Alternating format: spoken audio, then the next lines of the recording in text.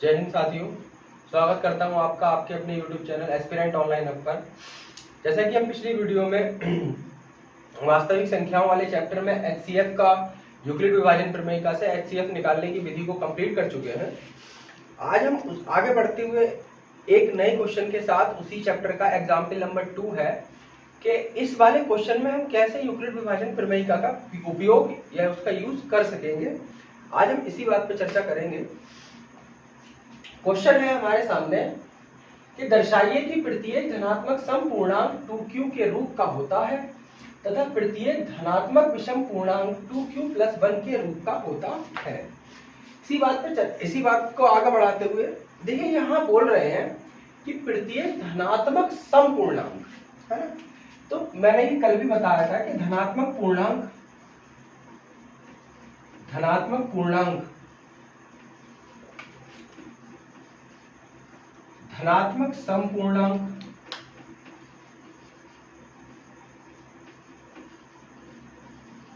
और धनात्मक विषम पूर्णांक, इनका क्या है। देखिए, सब पूर्णांक जो है वो यही तो है, 0, 1, 2, ये इधर प्लस में है, +3, +4, +5, +6, इधर किसमें है, -1, -2, -3, -4। तो हमसे यहाँ पर किसकी बात हो रही है, धनात्मक समपूर्णांक की, है ना। तो हम सम की बात, धनात्मक समपूर्णांक, तो ये जो धनात्मक बात सिर्फ सबकी किसमें हो रही है, बात हो रही है धनात्मक की, है ना। तो जो धनात्मक पूर्णांक है वो यही तो है, 1, 2, 3, 4, 5, 6, 7, 8, 9, 10, यानी कि ये सारे धनात्मक पूर्णांक हैं। तो धनात्मक पूर्णांकों को अगर हम लिखें तो ये तो लिखेंगे 1, 2, 3, 4, 5, 6। और अगर धनात्मक समपूर्णांक की बात करें तो धनात्मक समपूर्णांक में अब हमें लेने तो धनात्मक में से ही है। तो जब धनात्मक में से लेने हैं तो भाई क्या होंगे, सम की बात हो रही है तो 2 हो जाएगा, 4, 6, 8, 10, ये धनात्मक समपूर्णांक हो गए। और धनात्मक विषम पूर्णांक भी हमें सब इसी धनात्मक में से ही लेना है, धनात्मक पूर्णांकों में से। तो ये हो गए हमारे 1, 3, 5, 7, ये हमारे कैसे हो गए, धनात्मक समपूर्णांक जो कि आए हैं धनात्मक पूर्णांकों में से ही, और धनात्मक विषम पूर्णांक जो कि ये भी आए तो धनात्मक पूर्णांकों में से ही है ना। इसी में से छांट के हमने सम बना दिए और इसी में से छांट के क्या बना दिए, विषम बना दिए। ठीक है, इतनी बात समझ में आई होगी आपके। आगे उसने क्वेश्चन बोला है हमसे कि दर्शाइए कि प्रत्येक धनात्मक समपूर्णांक 2q के रूप का होता है तथा प्रत्येक धनात्मक विषम पूर्णांक 2q + 1 के रूप का होता है ना। तो देखिए, हमें करना यूक्लिड विभाजन प्रमेयिका का ही प्रयोग है। तो यूक्लिड विभाजन प्रमेयिका अगर हम यहाँ पे लिखें, यूक्लिड विभाजन प्रमेयिका,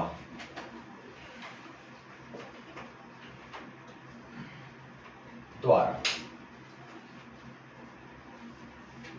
तो हमने पिछली वीडियो में यूक्लिड विभाजन प्रमेयिका का रूप देखा था कि उसका रूप किस प्रकार का होता है। तो हमें पता है यूक्लिड विभाजन प्रमेयिका होती है a = bq + r, और जहां r जो है वो 0 से बड़ा या बराबर, लेकिन b से हमेशा क्या होगा, छोटा होता है। ठीक है, इतनी बात यहां तक सबके समझ में आई होगी कि भाई जो यूक्लिड विभाजन प्रमेयिका है वो a = bq + r, और r जो है वो 0 से बड़ा या 0 के बराबर होगा, या फिर b से हमेशा कैसा होगा, छोटा होगा, है ना।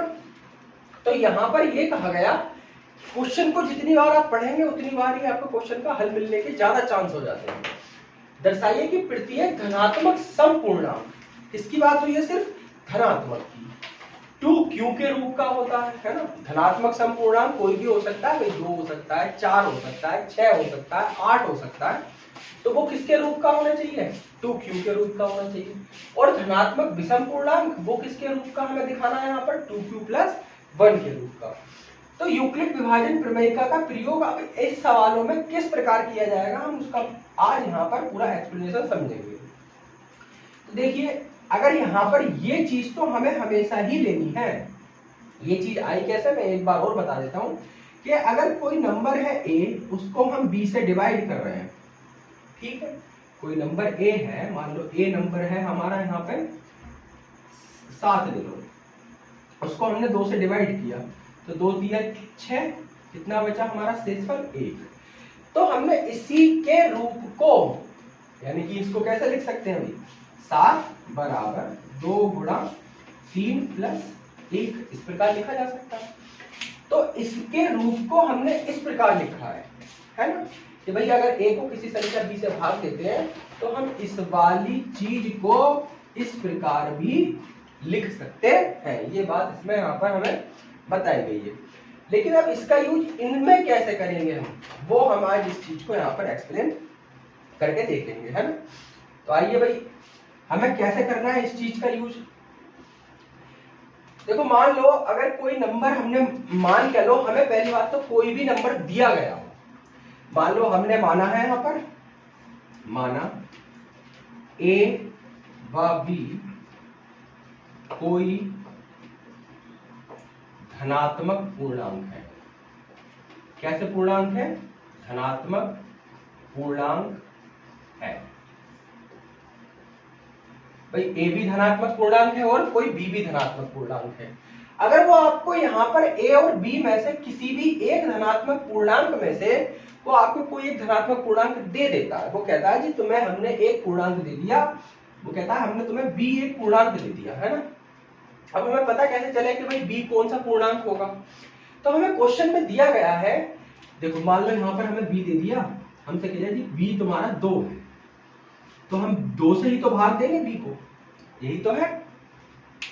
तो देखो यहाँ पर हमें क्वेश्चन में दिया गया है कि जो धनात्मक पूर्णांक है वो 2q के रूप का होगा या फिर 2q+1 के रूप का होगा। तो देखो b अगर हम मान लेते हैं 2 है, तो वो 2 को अगर हम यहाँ रखें तो 2 ही से तो आ रहा है, ये 2q आ गया भाई, q के साथ ही तो b है, तो q के साथ b है तो हमने 2 मान लिया, तो 2q हो गया, और 2 के साथ ही यहाँ पर भी q है, तो ये हो गया 2q+1, ठीक है भाई। हमने मान लिया कि 2 यहाँ पर हमारा b है, और इन सवालों में जैसे भी जितने भी ये सवाल होंगे, इन सब में हमें जो है b यहाँ पर दिया गया होगा।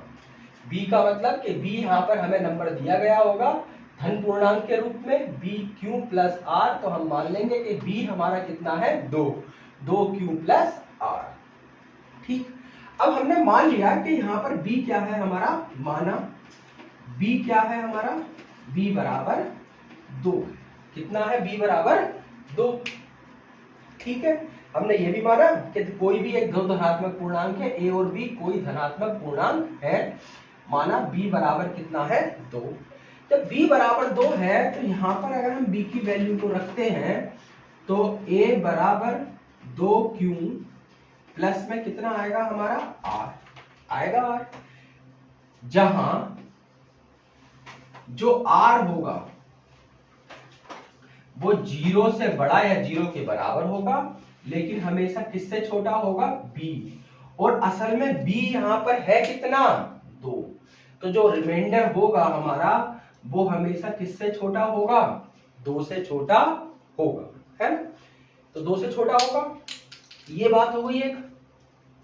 फिर जीरो रिमाइंडर जो है 0 से बड़ा या 0 के बराबर होगा, लेकिन हमेशा किससे छोटा होगा, वो हमेशा छोटा होगा 2 से, ठीक है। तो यहाँ पर a बराबर 2q+r, r आ गया यहाँ पर, और जो रिमाइंडर होगा वो 2 से छोटा होगा, है ना। अच्छा, रिमाइंडर 2 से छोटा होगा तो भाई रिमाइंडर असल में हो क्या कह सकते हैं भाई, रिमाइंडर देखो 0 के तो बराबर हो सकता है, तो 0 तो लेना पड़ेगा, है ना, लेकिन 2 से क्या होगा, रिमाइंडर छोटा होगा, तो हमने लिया भाई 0 और 1, लेकिन 2 तो नहीं लेंगे, क्यों, क्योंकि यहाँ पर हमसे कह दिया कि जो रिमाइंडर है वो हमेशा किससे छोटा होना चाहिए, b से, और b यहाँ पर कितना लिया 2, तो b से क्या होगा हमेशा छोटा, तो रिमाइंडर क्या क्या आएंगे, या तो 0 आएगा या फिर क्या आएगा, रिमाइंडर 1 आएगा।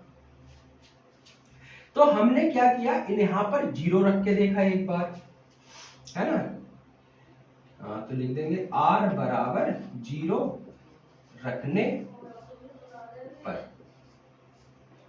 तो a बराबर क्यू प्लस आर बराबर 0 रख दिया तो 0 आ गया। तो ए बराबर कितना आया हमारा 2q आया। ठीक है, आर बराबर 2q आ गया। एक बार हम आर की वैल्यू क्या लेंगे 1, तो आर बराबर 1 रखने पर तो a बराबर कितना आ जाएगा 2q प्लस 1 आ गया। 2q प्लस 1 एक बार हमने आर बराबर 0 रखा इस वाली समीकरण में तो आया एक बराबर 2q, एक बार आर बराबर 1 रखा तो a बराबर 2q प्लस 1 आया हमारा। ठीक है, अब हम क्या करते हैं, हमसे बोला है 2q किसके रूप का होना चाहिए, समपूर्णांक। तो समपूर्णांक के रूप का तभी तो होगा जब किसी सम संख्या से हम इसको डिवाइड करेंगे और कंप्लीटली कट जाए, तभी तो समपूर्णांक होगा। तो यहाँ पर हम 2 से अगर इसको भाग करते हैं तो ये 2 से भाग करने पर क्या हो गया, कट गया। जब कट गया तो इसका मतलब ये किस रूप का है, समपूर्णांक के रूप का है। तो हम यहाँ लिख सकते हैं कि a बराबर 2q 2 से भाज्य है,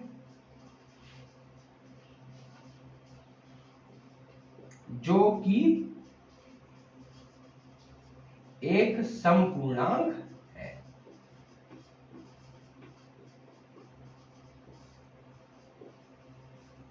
ठीक, क्या ये 2 से भाज्य है, भाई 2 से भाज्य ये तब होता है जब यहां पर लिखा होता है 2q प्लस 2 यहां कॉमन आ जाता, q प्लस 1, और जब 2 से हम इसे डिवाइड करते तो ये कट जाता तो q प्लस 1 बचता, इसका मतलब ये भाज्य हो जाता।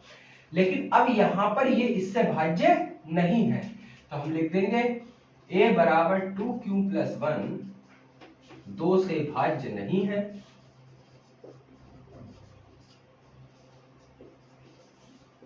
है, अतः 2q प्लस 1 विषम पूर्णांक के रूप का है या विषम पूर्णांक है। ठीक, ये बात हमें यहां पर सिद्ध करनी थी। एक बार मैं फिर रिपीट कर देता हूं जिससे आप लोगों को बेहतर तरीके से समझ में आ जाए।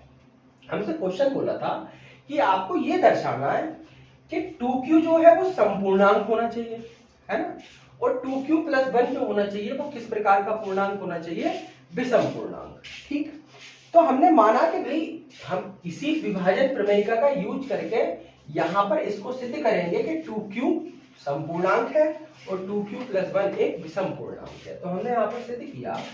सिद्ध कैसे किया, हमने सबसे पहले तो विभाजन प्रमेयिका लिख ली अपनी कि भाई ये हमारी विभाजन प्रमेयिका है, a बराबर 2q प्लस r और 0 जो है वो हमेशा रिमाइंडर जो है वो या तो 0 से बड़ा होगा या फिर 0 के बराबर होगा, और हमेशा किससे छोटा होगा, b से हमेशा छोटा होगा, है ना। तो हमने मान लिया कि a और b कोई ऐसे धनात्मक पूर्णांक है ना। देखो असल में इन सवालों में हमें क्या करना होता है, इन सवालों में हमें b की वैल्यू दी गई होती है। देखो b की वैल्यू दी गई है ना, तभी तो हम देखो b की वैल्यू को कैसे पता चलेगा, भाई 2q के साथ है और हम जब लेते हैं तो b क्यों लेते हैं, तो इसका मतलब ये वाली वैल्यू यहाँ पर b की ही है। 2 जो है क्योंकि q के साथ ये भी है और q के साथ ये भी है, तो ये वैल्यू किसकी है, b का मान है ना। तो हमें यहाँ पर असल में दिया होता है b का मान और हमें पूछता किसका मान है, a का मान, है ना। ये बात हमें ध्यान रखनी है कि b का मान तो देगा और पूछेगा किसका मान, a का मान। a का मान हमें निकालना होगा, है ना। तो दोबारा माना a और b कोई धनात्मक पूर्णांक है, हमने मान लिए a और b कोई भी धनात्मक पूर्णांक है, तो हमने माना कि b बराबर कितना है, 2 है, जो कि हमें दे रखा है। कुछ भी दे रखा हो, 2 दे रखा हो, 3 दे रखा हो, तो सब वैल्यू किसकी हो जाएंगी, b की ही वैल्यू होंगी, क्योंकि आने वाले सवालों में भी यही है।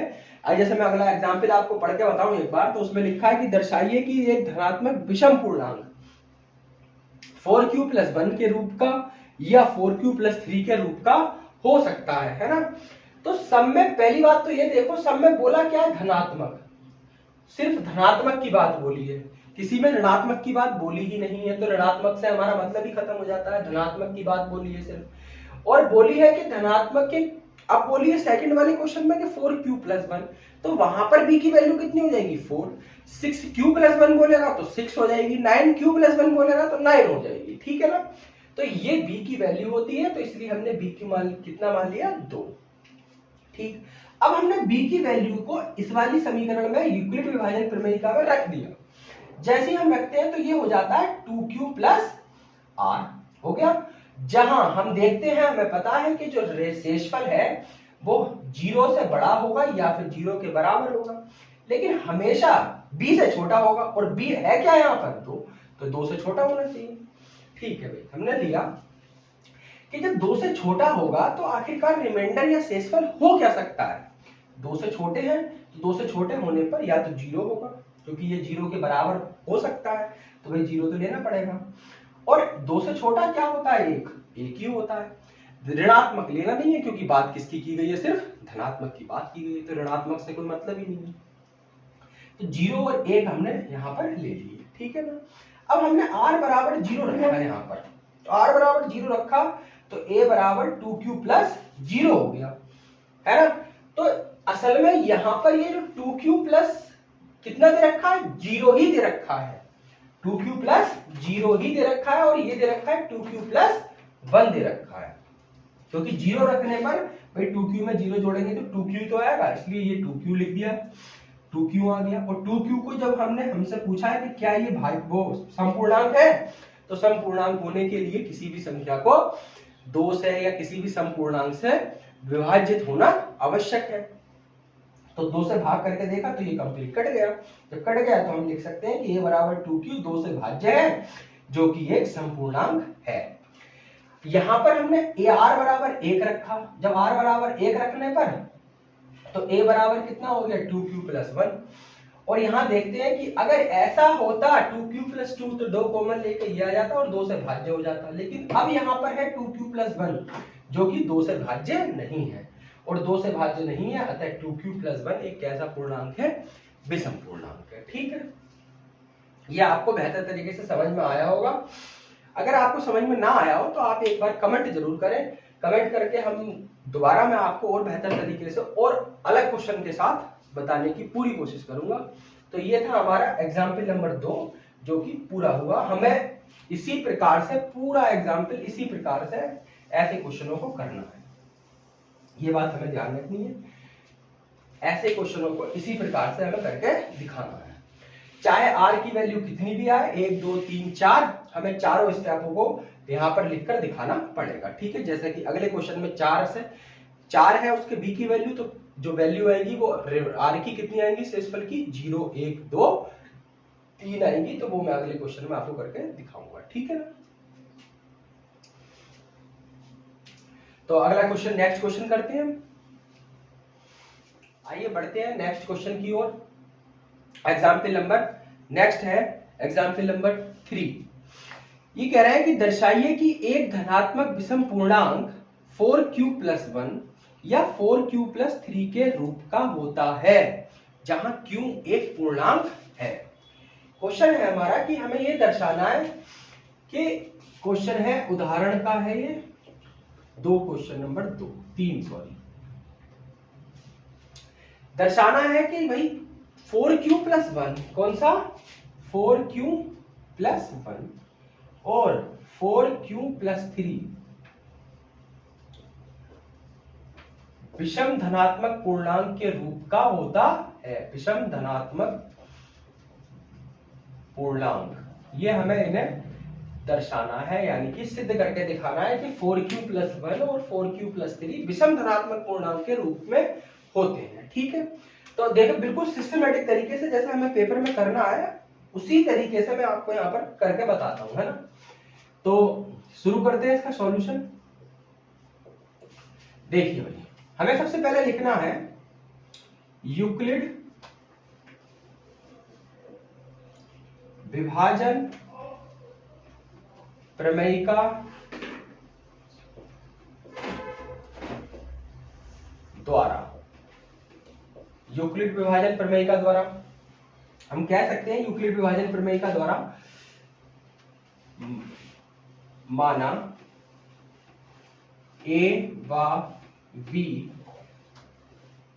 दो धनात्मक पूर्णांक है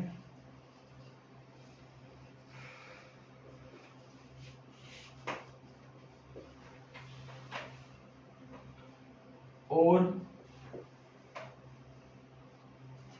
Q व R भी पूर्णांक है। ठीक, तो लिख सकते हैं A बराबर BQ प्लस R, जहां R बड़ा है, बराबर है 0 के, लेकिन छोटा है हमेशा किससे? B से। ठीक है,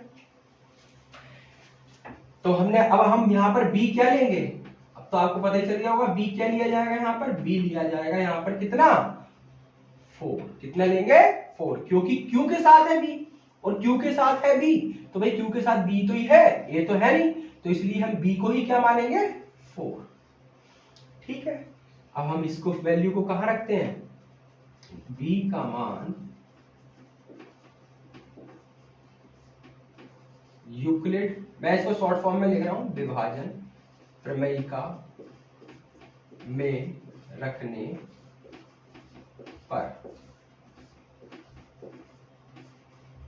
ठीक है, रखने पर हमने B की वैल्यू को यहां रखा, तो A बराबर 4Q प्लस R, जहां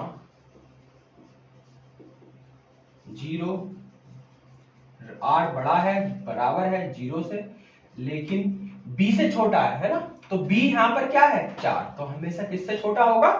4 से छोटा होगा। ठीक है, अब आप ये बताओ कि भाई जब 4 से छोटा है तो रिमाइंडर यहां पे शेषफल क्या क्या हो सकते हैं?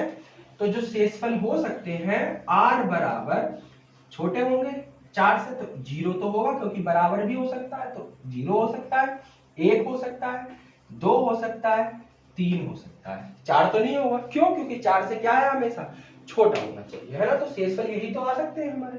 अब हम इन शेषफल को यहां पर रख करके देखेंगे, है ना, तो आप रख के देखिए, सबसे पहले आप रखिए, देखो कुछ इसमें भी करना होता है, इसके हिसाब से भी देखना होता है, यही नहीं कि हम सवाल को करते चले जा रहे हैं, करते चले जा रहे हैं कि भाई 0 भी रखो, 2 भी रखो, 3 भी रखो, 4 भी रखो। हमसे ये पूछा है कि आप देखो ये 4Q प्लस 1 है, तो ये जो 1 होगा वो शेषफल ही तो होगा भाई, और 3 भी क्या होगा? शेषफल, तभी तो ये फॉर्म बन रही है भाई, फॉर्म तो यही बन रही है ना, 4Q प्लस R, तो ये जो R होगा वो ये शेषफल ही तो होंगे, जो 3 होंगे वो भी क्या होगा? शेषफल।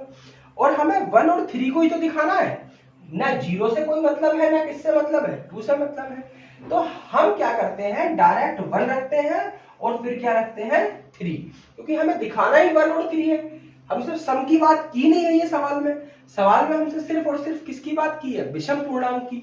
तो हम सिंपल तरीके से यहाँ पर 1 रख के देखेंगे एक बार, और एक बार क्या रख के देखेंगे? 3।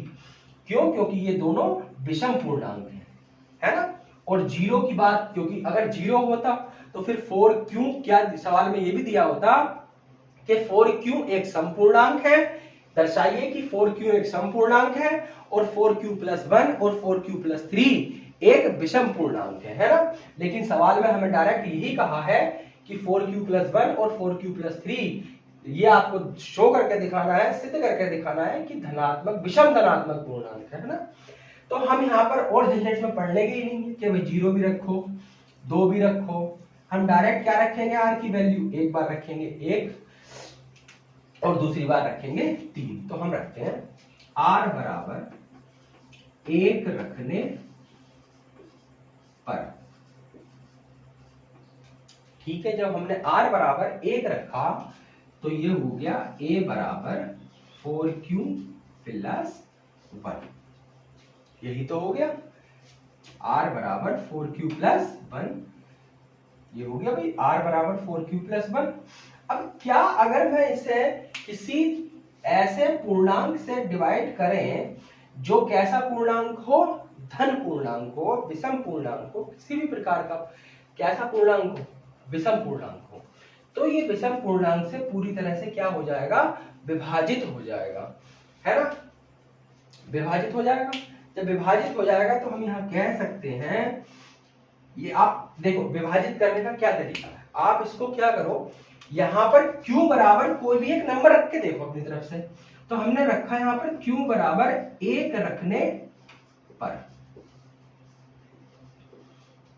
तो देखो A बराबर कितना आया? 4 मल्टीप्लाई 1 प्लस 1। तो a बराबर आया कितना 5। तो 5 एक कैसा पूर्णांक आया, विषम ही तो आया, और विषम पूर्णांक से ही ये क्या हो जाएगा डिवाइड। ठीक है, तो इसलिए 4q+1 किसके रूप का है, विषम धनात्मक पूर्णांक के रूप का है। ये भी लिखा रहता है। अगर आप q बराबर 2, मैं एक बार और बता देता हूं कैसे, कि अगर q बराबर 2 रख के देखें, q बराबर 2 रखो यहां पर, तो 4 गुणा 2 प्लस 1 कितना आ गया 9, और 9 भी कैसा पूर्णांक है, विषम धनात्मक पूर्णांक है। तो इसलिए हम कह सकते हैं कि 4q+1 एक विषम धनात्मक पूर्णांक के रूप का है। यहां पर एक बार आप q बराबर 1 रख के दिखा दो, और एक बार q बराबर 2 रख के दिखा दो, और ये दोनों ही किस प्रकार के पूर्णांक हैं, विषम धनात्मक पूर्णांक है। ठीक है, तो हम यहां पर लिख सकते हैं कि ये शायद यहां पर दिख रहा हो, नहीं तो यहां पर लिख देता हूं, मैं यहां पर लिख देता हूं आगे, 4q+1 एक विषम धनात्मक पूर्णांक के रूप का है। ठीक, इन दोनों एग्जाम्पल से समझ में आया होगा कि भाई जब a बराबर 4q+1 आ गया तो हमने q की वैल्यू को 1 रख के देखा क्या ये विषम पूर्णांक बन भी रहा है। जब 1 रखा तो 4 गुणा 1 प्लस 1 कितना बन गया 5, और 5 जो है वो किसी क्या 5 एक विषम पूर्णांक ही है अपने आप में, और q बराबर 2 रखा तो आ गया 9, और 9 भी एक कैसा पूर्णांक है, विषम धनात्मक पूर्णांक है। तो इसलिए हम कह सकते हैं कि 4q+1 एक विषम धनात्मक पूर्णांक के रूप का है। तो ये पहले बात तो सिद्ध हो गई। अब दूसरी बात सिद्ध करते हैं 4q+3, ये कैसे सिद्ध होगा, तो 4q+3 तो इसका मतलब रिमाइंडर कितना है 3, तो हम 3 रखते हैं, तो r बराबर 3 रखने पर, जब r बराबर 3 रखा तो यह हो गया a बराबर 4q प्लस 3, यही तो हो गया, a बराबर 4q प्लस 3 हो गया, है ना। अब यहां पर कैसे पता चला कि भाई ये एक विषम पूर्णांक बन रहा नहीं बन रहा, तो फिर से वही करो, q बराबर क्या रख के देखो, q बराबर 1 रखने पर, जब 1 रखा तो a बराबर कितना हो गया 4 गुणा 1 प्लस 3, और 4 गुणा 1 यानी कि 4, और 4 प्लस 3 कितने होते हैं 7, तो भाई a बराबर 7 आ गया। एक बार q बराबर 2 रख के देख लो, तो a बराबर 4 गुणा 2 प्लस 3, तो ये कितना हो गया 11, और दोनों ही कैसे पूर्णांक हैं आपके, 7 और 11 कैसे पूर्णांक हैं, विषम धनात्मक पूर्णांक है नहीं है। तो इसका मतलब इससे ये सिद्ध हो गया कि 4q+3 भी किस प्रकार का है, विषम धनात्मक पूर्णांक के रूप का है। अतः 4q+3 भी विषम धनात्मक पूर्णांक के रूप का है। ठीक है, सही है। मेरे ख्याल से आप लोगों को ये पूरा क्वेश्चन समझ में आया होगा, अगर नहीं आया तो फिर से रिपीट करता हूं, एक बार और समझ लीजिए। क्वेश्चन था हमारा कि 4q+1 और 4q+3 विषम धनात्मक पूर्णांक है, ये आपको दर्शाना है, शो करना है, यानी कि सिद्ध करना है। तो हमने सिद्ध तो हमें यूक्लिड विभाजन प्रमेयिका के द्वारा करना है, चाहे लिखा हुआ हो या फिर लिखा हुआ ना हो, तो हमें सिद्ध इसी के तरीके से करना है। तो हमने लिया यूक्लिड विभाजन प्रमेयिका द्वारा माना a व b दो धनात्मक पूर्णांक है ना। तो और q और r भी कैसे हैं, धन पूर्णांक, यहां पर धन और लगा लो, ये कैसे है, धन पूर्णांक है। तो a बराबर हमें पता ही है इसकी फॉर्म क्या होती है यूक्लिड विभाजन प्रमेयिका की, a बराबर bq प्लस r, जहां पे r जो है वो 0 से बड़ा और बराबर हो सकता है, लेकिन b से क्या होगा, हमेशा छोटा होगा। तो मान लिया b बराबर 4, जो कि मैं आपको बता चुका हूं कि जैसा भी क्वेश्चन आएगा उसमें हमें b की वैल्यू पहले दी होगी, निकालनी किसकी वैल्यू है, हमेशा a की वैल्यू, ठीक, ऐसे क्वेश्चनों में b की वैल्यू हमें गिवन होगी और हमें किसकी वैल्यू को निकालना है, a की वैल्यू को, ठीक है ना। तो a बराबर 4q, तो b की मान हमने यहाँ पर रख दिया, तो b की जगह 4 रखा, तो 4q प्लस कितना हो गया, r हो गया, जहां पर r जो है वो 0 से बड़ा या बराबर हो सकता है, लेकिन किससे छोटा हो सकता है, b से, और b क्या है यहाँ पर 4, तो 4 से छोटा ही होगा r हमेशा। तो यहाँ पर हम कह सकते हैं कि r 4 से छोटा है, तो r क्या क्या हो सकता है, 0 हो सकता है, 1 हो सकता है, 2 हो सकता है और 3 हो सकता है। तो हमने r की वैल्यू को क्या रखा, 1 रखने पर, तो a बराबर 4q प्लस r, ठीक है। अब देखो यहाँ पर मैंने 0 क्यों नहीं लिया और 2 क्यों नहीं लिया, क्योंकि पिछले सवाल में मैंने 0 भी लिया था और 1 भी लिया था। तो थोड़ा हमें सवाल की ओर भी कंसंट्रेट करना होगा। सवाल ने हमसे सीधा पूछा है कि आप ये बताइए कि 4q प्लस 1 और 4q प्लस 3, और सीधी बात की है विषम की। यहाँ सम की किसी प्रकार से बात ही नहीं की गई है। जब जिस सवाल में हमसे उसके बारे में पूछा ही नहीं है, तो हम उसके बारे में क्यों बताएं अभी तुम्हें, या तो तुम हमसे पूछो तो हम तुम्हें बताएंगे भी, जब पूछ ही नहीं रहे हो तो हम क्यों बताएं, फालतू में अपना टाइम और अपना पेज क्यों बर्बाद करें, है ना। तो देखिए हमसे यहाँ पर सिर्फ पूछा था 1 और सिर्फ पूछा है 3 के बारे में, तो हम 1 और 3 ही लेके चलते हैं, 0 और 2 को खत्म करते हैं, क्योंकि 0 और 2 क्या बनाएंगे उस संख्या को, सम धनात्मक पूर्णांक, ना कि विषम धनात्मक पूर्णांक। आप रख के देख लेना, वो सम पूर्णांक ही बनाएंगे, विषम पूर्णांक नहीं बनाएंगे। तो हमने सीधे यहाँ पर r की जगह क्या रखा, क्योंकि r बराबर 1 यहाँ पे है, और हमने भी r की जगह क्या रखा है यहाँ पर 1। जैसे ही 1 रखते हैं तो a बराबर 4q प्लस r की जगह कितना रख दिया 1। ठीक, अब कैसे पता चला कि ये एक विषम धनात्मक पूर्णांक है। तो हमने क्या किया, q बराबर 1 रख के देखा। यहाँ पर जब हम 1 रख के देख रहे हैं तो a बराबर कितना आया हमारा 5, और भाई 5 एक कैसा पूर्णांक है, विषम धनात्मक पूर्णांक है ना। ऐसे ही हमने q बराबर यहाँ पर क्या रख के देखा, एक बार 2, तो जब 2 रख के देखा तो 2 में आया 9, और 9 भी कैसा पूर्णांक है, विषम धनात्मक पूर्णांक। जब दोनों विषम और सम, दोनों विषम आ ही गए 5 और 9, तो हम कह सकते हैं, अब चाहे 3 रख लो चाहे 4 रख लो, तो सबकी वैल्यू कितनी आएगी भाई, विषम ही आएगी। तो हम कह सकते हैं कि 4q प्लस 1 एक विषम धनात्मक पूर्णांक के रूप का है। ठीक, अब r बराबर 3 रखा, क्योंकि 3 है, सिर्फ 2 तो है ही, तो 2 को खत्म कर दिया पहले। तो r बराबर 3 रखने पर तो a बराबर 4q प्लस 3 हो गया। यहां पर कैसे पता चला कि ये विषम धनात्मक पूर्णांक है, तो q बराबर 1 रखा, जब a बराबर 4q प्लस 1 प्लस 3, तो a की वैल्यू कितनी आई 7। जब 7 आया तो एक बार हमने 2 और रख के देखा, तो a की वैल्यू कितनी आई 11। इसका मतलब दोनों कैसी संख्याएं हैं, विषम धनात्मक पूर्णांक है, तो इसका मतलब ये भी भाई विषम धनात्मक पूर्णांक के रूप का हो गया। तो यहाँ पर हमने ये भी लिख दिया। ठीक है, उदाहरण नंबर 2 और उदाहरण नंबर 3 आप लोगों को ठीक प्रकार से यहाँ पर समझाए गए हैं। अगर फिर भी किसी भी प्रकार की आप लोगों को कोई दिक्कत आती है तो आप लोग कमेंट करके हमें बता सकते हैं, और हम उस पर दोबारा से काम कर सकते हैं।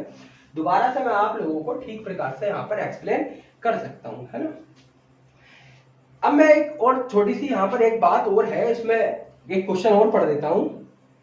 क्वेश्चन है कि दर्शाइए कि कोई भी धनात्मक विषम पूर्णांक 6q प्लस 1 या 6q प्लस 3 या 6q प्लस 5 के रूप का होता है, जहां q कोई पूर्णांक है।